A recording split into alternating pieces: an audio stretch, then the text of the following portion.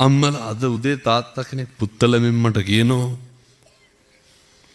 ඔය අවුරුදු 2ක විතර කෙල්ලෙක් වඩාගෙන මේ පැත්තේ වල අනියන් සම්බන්ධතා තියෙනවද? දන්නේ නැත්තම් මං කියලා දෙන්නම්. හරි ඛේදවාචක පින්නතුනි මේවා. ඔය සමහර තාත්තලා ඉන්න අවුරුදු 40 පෙන්නා වින්න බෑනේ. ඕන් දැන් තාත්තලා කල්පනා කරන්න ඕන හොඳේ මං එහෙමද නැද්ද කියලා. හදවතට තට්ටුවක් දැම්මා මම එහෙම නෙමෙයි නං හා.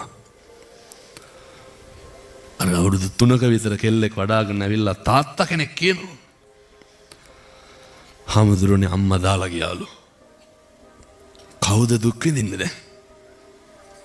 දරුවෝ දුක් විඳින්න වෙන්නදුනේ. විවාහයට ප්‍රථම ගාරවෝච නිවාතෝච අනෙකට ගරු කරන්න පුරුද්දක් තියෙන්න ඕන. මේවා හදාගන්න පුළුවන් තරුණ කාලේ විතරයි. එනිසා මම මේ තරුණ මහත්තුරුන්ට කියන්නේ හොඳ පෞරුෂයක් තියෙන්න ඕන. කවදාවත් කසාද බඳින්න එපා. ඉවසන්න බැයි නම්. කවුද දුක් විඳින්නේ? අර පේනවනේ දරුවෝ දුක් විඳින්නේ. අනේකට මම අර හැමදාම කියනවා වාගේ අදත් කියන්න හෙට ඉඳන් කාටවත් තෝ කියලාවත් කතා කරන්න එපා. පුරුදු වෙන්න ගෙවල් වල පින්නතුනේ. ගෙදර කිසි කෙනෙකුට කුණුහරුපෙන් කතා කරන්න එපා හෙට ඉඳන්.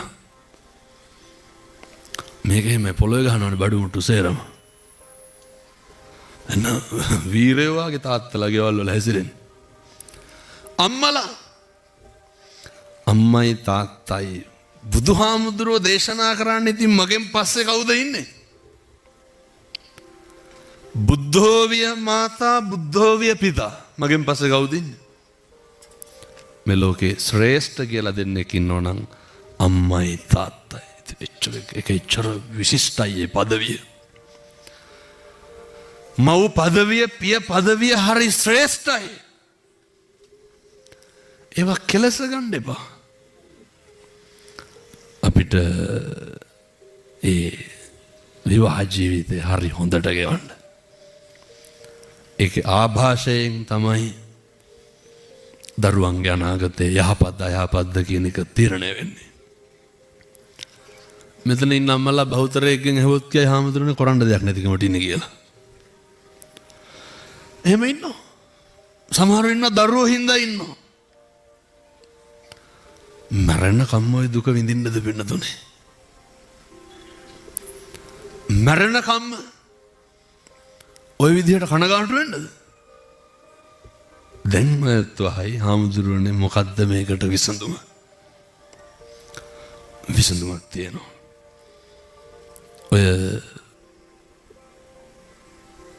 බුදුදහමේ බුදුහාමුදුරුවෝ උගන්වනවානේ. වේදනාකාරී යමක් තියෙනවා නම් පීඩාකාරී යමක් තියෙනවා නම් හිතට බර දෙයක් තියෙනවා නම් මොකද කරන්න ඕනේ? අතහැරලා දාන්න. සරලයි. ඒක අයින් කරලා දාන්න. ඒක බදාගෙන ඔට්ටු වෙන්න එපා. ඒක බදාගෙන එල්ලෙන්න එපා. මේ ඇඟේ තියෙන විසර ගෙඩියක් මිරිකලා අරපුවාම සනීපය කොච්චරද? ජරාව තියන් හිටපුවාම තමයි ගැටලුව. එක්ක අතාරින්න වෙනව නැත්තම් හුරු වෙන්න වෙනවා. අපි දන්නවා අපේ අම්මලා තාත්තලා වැඩිපුරම අතාරිනව නෙමෙයි හුරු වෙන එකයි වෙන්නේ. රහලා දිනව නේද අර හැමදාම මිනිහගෙන් ගුටි කන සිංහල ජනශ්‍රුතිය කියන්නේ. ගෑනුට එක දවසක් ගැහුවේ නැත්තම් මෝල් ගහ ඇඟට පෙරලා ගන්නවලු. ඇයි? ගෙවල් වල මේ හුරු වෙලා දෙන්නේ. ඒ පීඩාව දරාගෙන ඉන්න පුරුදු වෙලා දෙන්නේ. ඒක අම්මා තාත්තා කොහොම දරාගත්තත් ඒවා දරුවන්ට බලපාන විදිය. එනිසා මේ පන්සල් හැදෙනවා වගේම පවුල් හැදෙන්න ඕනේ. පවුලේ 400ක් ඉන්නවද? බුදුහාමුදුරු ගන්නන්නේ මාතා පිතු පට්ඨානම් පුත්තදාරස්ස සංඝව. ඔච්චරයි. 5 දෙනෙක් ඇතිනේ ගෙදර. ඔය 5 එක්ක සනසීමෙන් ඉන්න බැරුව නෙමෙයිද වැටෙන හැම ඉඩම් අඩුවක්ම වැටෙන්නේ. ඇති වෙන හැම ආරවුලක්ම ඇති වෙන්නේ. හතර පස් දෙනා ඉන්න පින්නතුනේ 7-800ක් නෑ. බුදුරු ගන්න. දැන් ප්‍රශ්නයක් තියෙනවා. ඇයි ඔහොම සැනසීමෙන් ගෙවල් වල ඉන්න බැරි? අපේ කිසි කෙනෙක් දෙක වෙන්න කැමති නෑනේ. ගෙවල් වල එකට එක කියන තරම් පින්නතුනේ. එකක් කිව්වොත් අනිත් පැත්තෙන් 60ක් විතර කියලා නවත්තන්න. කාට හරි ප්‍රශ්නයක් වුණාම කවුරුවත් සැනසීමට කතා කරනවද? පුළුවන් නම් බෙල්ලත් එක මිරිකලා දානවනේ. කාට හරි වැරදුනහම ගෙවල් වල මගේ මේ ධර්ම දේශනාවේ මොක ඇහුවේ නැතත් කමක් නැහැ. මේ ටික හොඳට අහගන්න හෙට ඉඳන් කරන්න. මිනිස්සුන්ට කවුරු හරි අපි ළඟින් ඉන්න ඕනේ පින්නතුනේ. අපිට වැරදුනහමද අපිට හරි කියපුවාමද? අපිට වරදින කොටයි කවුරු හරි සනසන්න ඉන්න ඕනේ. අපිට බැරි වුණාම අපිට අතපසු වුණාම අපිට අපි අපහසුතාවයටපත් වෙලා ලැජ්ජාවටපත් වුණාම තමයි අපිට ඉන්න ඕනේ. පවුලේ මිනිස්සු අපිට ඉන්න ඕනේ. එතකොට අපි වැඩිපුරම ඈත් කරන්නේ කොයි වෙලාවටද? අපිට මොකක් හරි දෙයක් වැරදුනහම නෙමෙයිද? කාටද වරදින්නේ නැත්තේ? ඕන කෙනෙකුට වරදින්න පුළුවන්. ඔය ගොඩක් සිය දිවි නසාත් ගැනීම වලට හේතුව පසුතැවීම. තියෙනකොට කොච්චර හිටියත් තේරුමක් නැහැ අපිට ඉන්න ඕනේ නැති වෙනකොට. එනිසා gedara කාට හරි මොකක් හරි බැරිවීමක් අතපසුවීමක් වැරදීමක් වුණාම කවදාවත් ඒක නා දුකටපත් කරන්න එපා. මම මෙහෙම දේශනා කරන්න හේතුව මේවා පින්නතුනේ මහ බෝසත් ගුණ. අවුරුදු 19ක විතර ගෑනු ළමයෙක් මට කතා කරා. කොල්ලට අවුරුදු 25යි.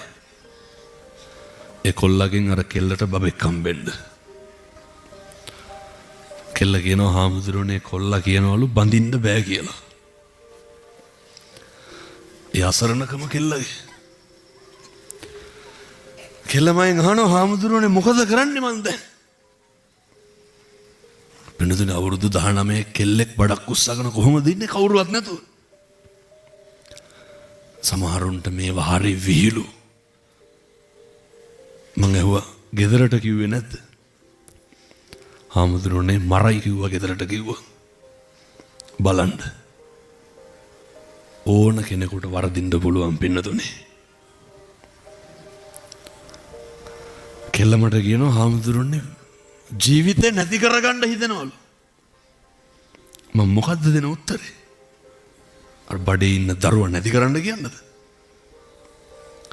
එහෙනම් මම මේ තරුණ මහත්තුරුන්ට අපේ දරුවන්ට තරුණියන්ට කියන්නේ පුතේ හරි පරිස්සමට හැම තැනම හැම සමාජෙම අපිව පාවිච්චි කරනවා විතරයි. හොඳට මතක තියාගන්න. හැම ඊට පස්සේ මම අපේ කොල්ලොන්ට කියන්නේ තරුණ මහත්තුරුන්ට මේ කොල්ලෝ මහ ගොන් විදිහට අහු වෙනවනේ එක එකාට. ඔය එකකාගේ සිගරට් බාගවල් බොනවා. ඔය බයිසිකල් පිටිපස්සේ නැගලා යනවා. කිසි කෙනෙකුට පාවිච්චි වෙන්න එපා. කිසි කෙනෙකුට අතකොළුවක් වෙන්න එපා. හරි පෞරුෂයකින් තරුණ මහත්තුරු ජීවත් වෙන්න ඕනේ. මට කටුනායක වෙළඳ කලාපේ ආරාධනාවක් තියෙනවා දැන් 7 වෙනිදා. පළවෙනියට මොකද්ද කිව්වේ? හාමුදුරුවනේ අපේ කෙල්ලොයි කොල්ලොයි රැවටෙනවා ඉවරයක් නෑලු. ඒකේ කෙලවරක් තියෙනවද රැවටෙන එකේ? බුදුහාමුදුරුවෝ ඉස්සරලම දේශනා කරේ අර අහලා තියෙනවනේ දසේවනාච බාලානම් පණ්ඩිතානංච සේවන.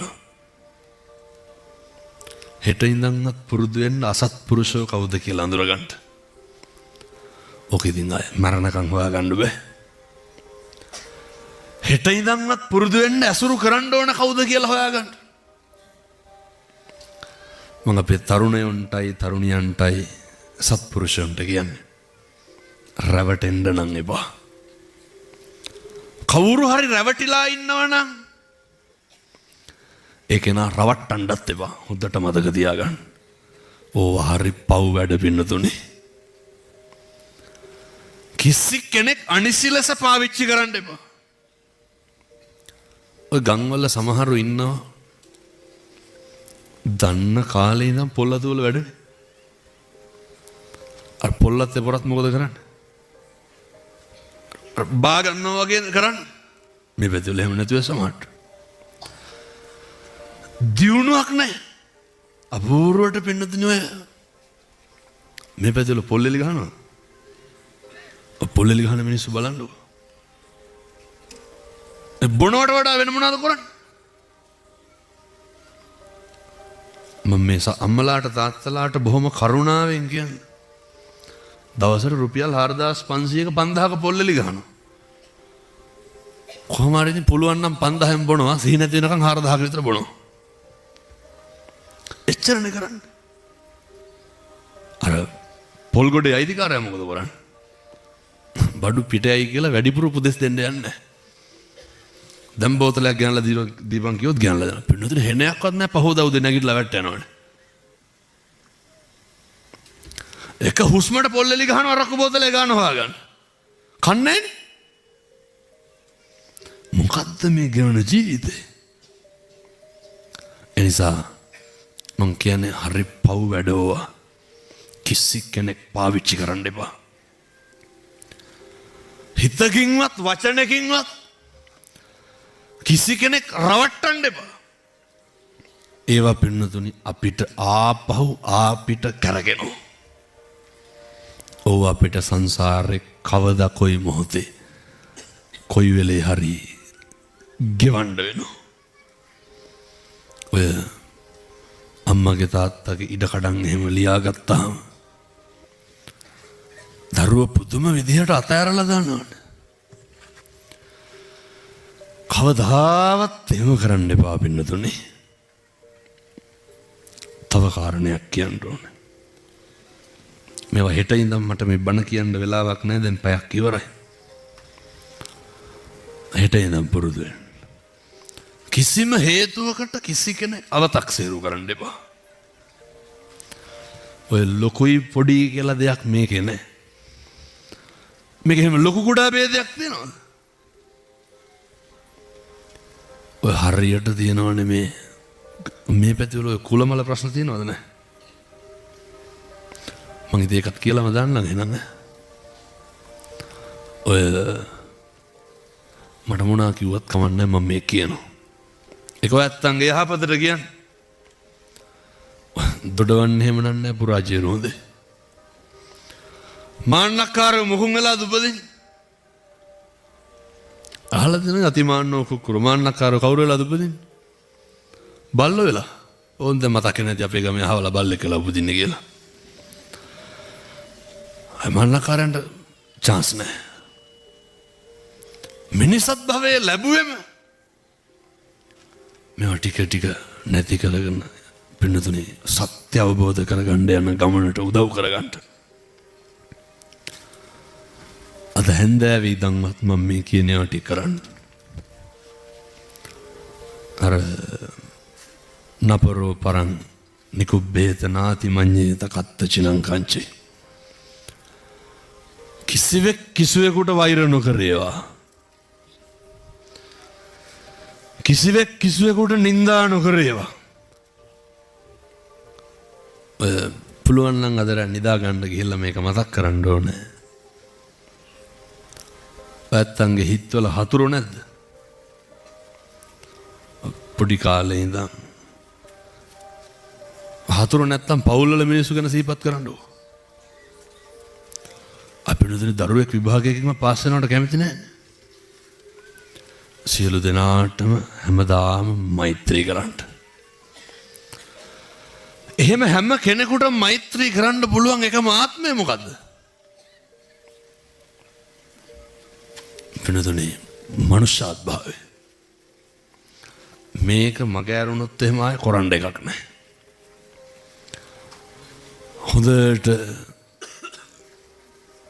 උදේට හැන්දෑවට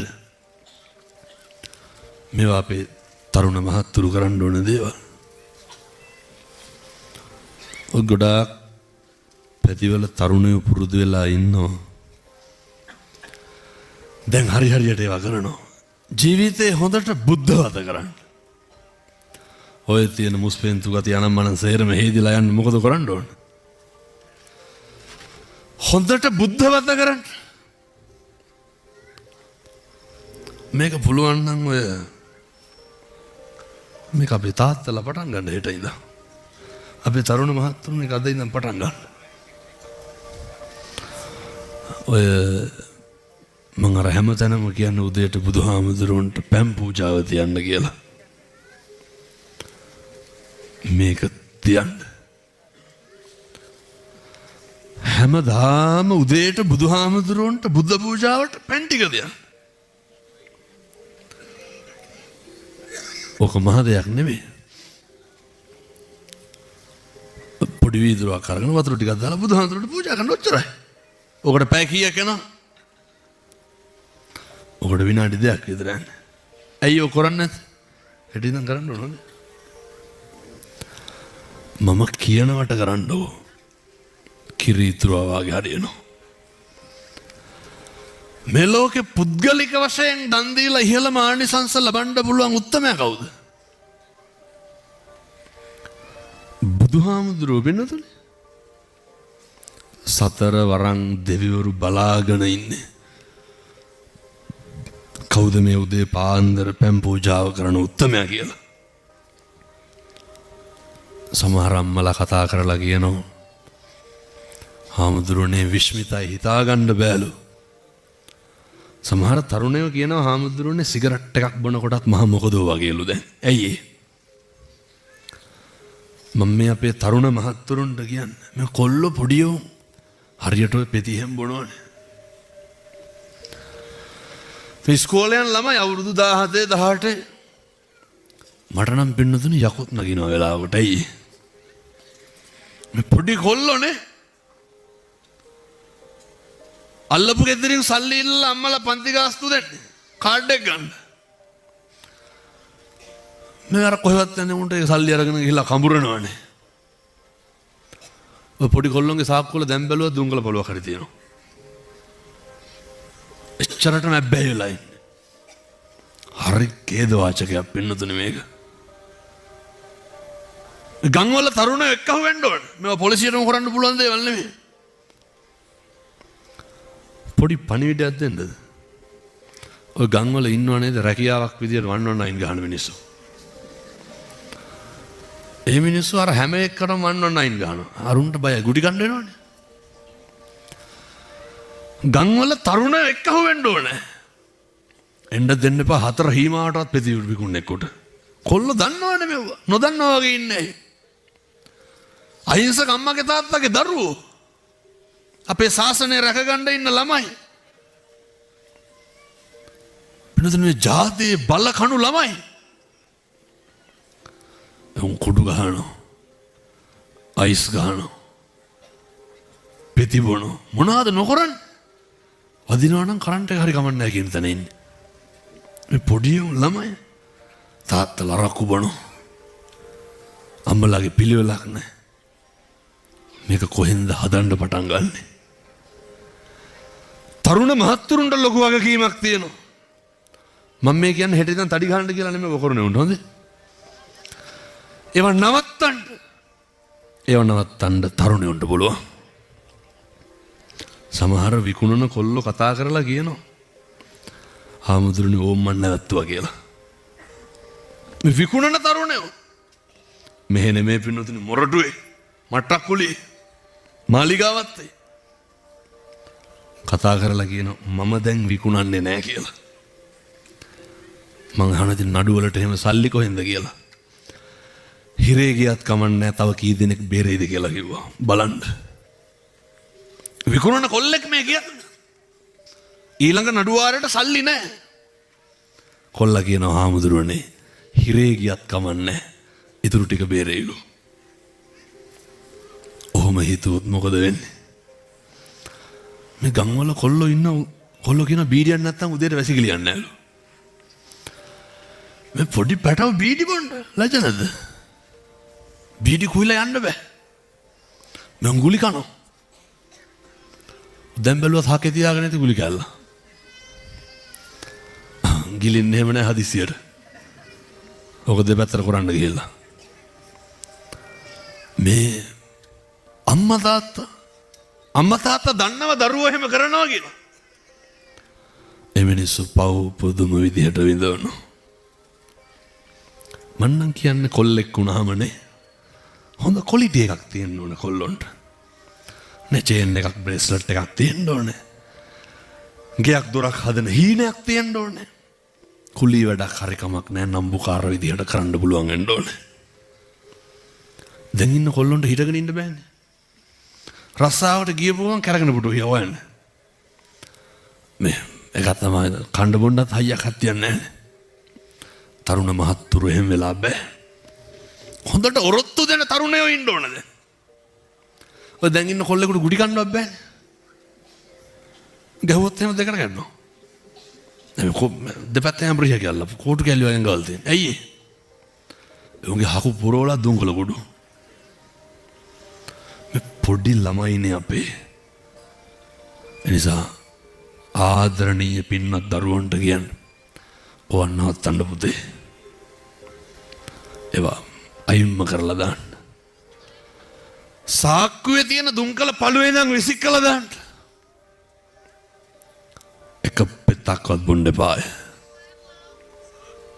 අම්මලා කියනවා පව් දෙමව්පියෝ ඒකයි. හාමුදුරුවනේ කාමරෙන් එළියට එන්නේ නැහැ ෆෝන් එක ඔබ බා ඉන්නවලු. ප්‍රතිබීපම උන්ට ඒක නෙවෙන්නේ. නාන්නෙත් නෑ කන්නෙත් නෑ බොන්නෙත් නෑ පාන්දර 2-3 වෙනකම් ෆෝන් එක පුණා උදේ 10 විතර වෙනකම් බුදියනවා. ඒ නිසා තරුණ මහත්තුරු අපේ කොල්ලෝ මතක තියාගන්න. මේ ඔළුව තියෙන බුදියන බෙඩ් සීට් එක කොට උරේ හොදන්නේ නැහැ. ගෙදර වැසිකිලියක්වත් හොදනවද කොල්ලේ කවදාව? මේ හොඳ පෞරුෂයක් තියෙන්න ඕනේ. කොල්ලොන්ට පොන් පුළුවන් වෙන්න ඕන හොඳට ඉවසන්න හැම එකක්ම. ඔය කොහේ හරි ජහුට බලත් තිබ්බොත් හෙල්මට් පාරවල් අතාරින්න කවුද ඉස්සල්ලාම? මේ පොඩි කොල්ලෝ. ඔය සිංගිති පාතාලේ කියන්නේ. මේ අච්චෝ මෙහෙත් ඉන්නවද තනි රෝදෙන් බයිසිකල් උස්සවස යන්නේ. මේ පැටවුනේ. අර දඩ හෙල්මට් දාගෙන කුකුලට තොප්පිය දැම්මා වගේ. ඇයි බෙන්නොදනේ ඔළුවට වඩා හෙල්මට් එක ලොකුයි. දැකලා නැද්ද? අටෙන් රෙදි වගේ ඇඳුම් ඇඳගෙන බෙන්නොදනේ මට ඇඳුම් අඳින එක නෙමෙයි තියෙන ප්‍රශ්නේ. කොණ්ඩේ කලර් කරන්න බැයි නම් ඔය වගේ තින්ත ගෑවක් කමක් නැහැ. අර මද්ද්‍රව්‍ය වලින් මිදෙන්නකෝ. පුතේ හොඳට කන්න. හොඳට කාලා බීලා ඉන්න. අපේ තාත්තලත් ඔය සිගරට් එහෙම බොන එක ටික ටික නවත්තන්න.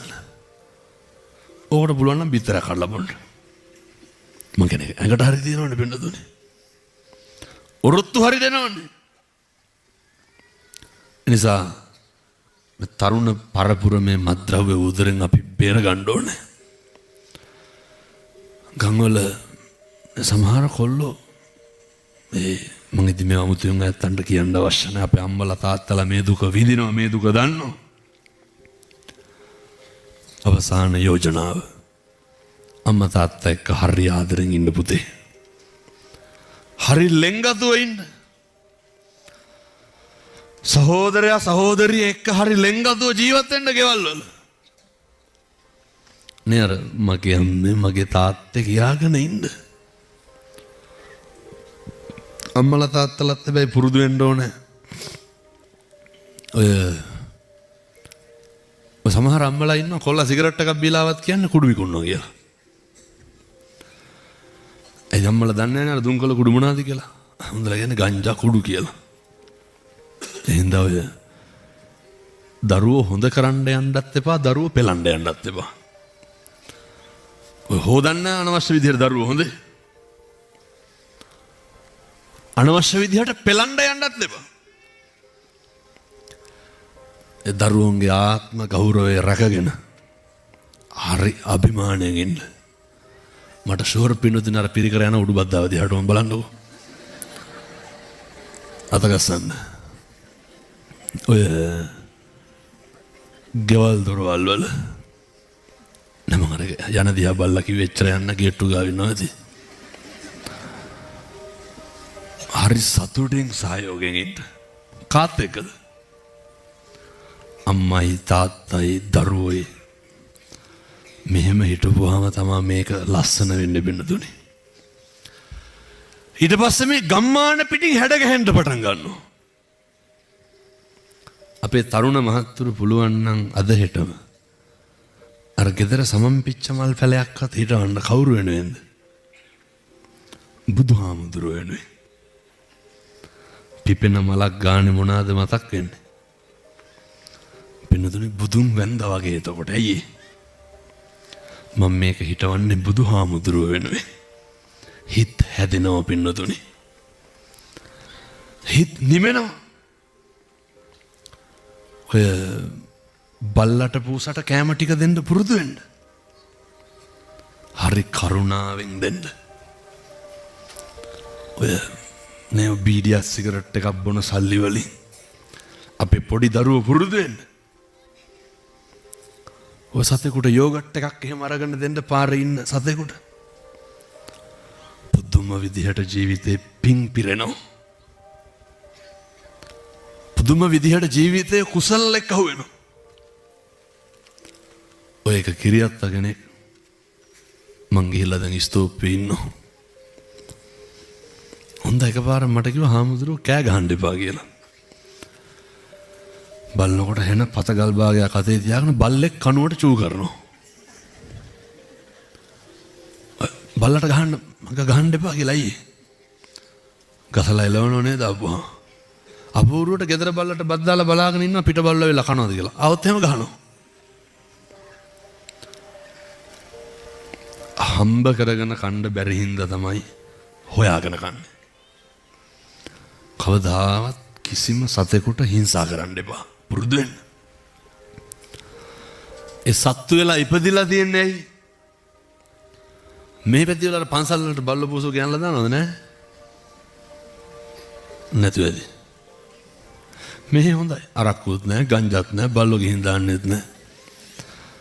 අනෙක් පැති වල හැම එකම තිබ්බා. කවදාවත් පන්සල් වලට සත්තු ගිහින් දාන්න එපා. ඒ ගිහින් දානකොට අපූර්වට කියනවා අර විසික්කන බත් කාලා ඉඳීලු. කියන්නේ නැද්ද? ඔය හරින් ගෙනල්ලා තියලා යනවා. මිනිස්සු හිතන් ඉන්නේ පින්නතුනේ මේ හැම තැනම සත්තු ජරා කරපුවාම තිරුවන් වැඩ ඉන්න භූමිය අපවිත්‍ර කරන්න උදව් වෙන්න එපා. අපේ පන්සලේ 18ක් ඉන්නවා. බල්ලෝ විතරයි ඈ. පූසොත් 12ක් විතර ඉන්නවා. හැමදාම උදේට අර බලු බෙටිය දෙන්න ඕනේ. කවුද ගෙනල්ලා දාන්නේ? මිනිස්සු. කවදාවත් එහෙම කරන්න එපා. දැකලා තියෙනවද හන්දි ගානේ බලු බැටව ගිහින් දානවා? පින්නතුනි දරුවෝ වගේ සත්තු කොහොමද ගිහින් දාන්නේ? සමහරු කියන බැල්ලිත් එක්කම ගිහින් දාපුවම හරිනු. බැල්ලි හම්බ කරලා කන්න දෙන්නද? අර පව් නෑලු ඒතකොට. බැල්ලි බලාගන්නේලු. එහෙම ගිහින් දාන්න නැද්ද? අම්මත් එක්කම ගිහින් දානවනේ. කවදාවත් ඕවා කරන්න එපා පින්නතුනේ. සත්තු වෙලා උපදී. මම දැකලා තියෙන සමහර කොල්ලෝ ඉන්නවා. ඔය බල්ලෝ පන්නනව නේද බයිසිකල් වල. මෙවුන් පොළු අරගෙන ගිහලා හක්කට ගහනවා. කවදාවත් ගන්න එපා. I think දිට්ඨ ධම්ම වේදනීය කර්මය කියන එක විශ්වාස කරන්න. දිට්ඨ ධම්ම වේදනීය කර්මය විශ්වාස කරන්න.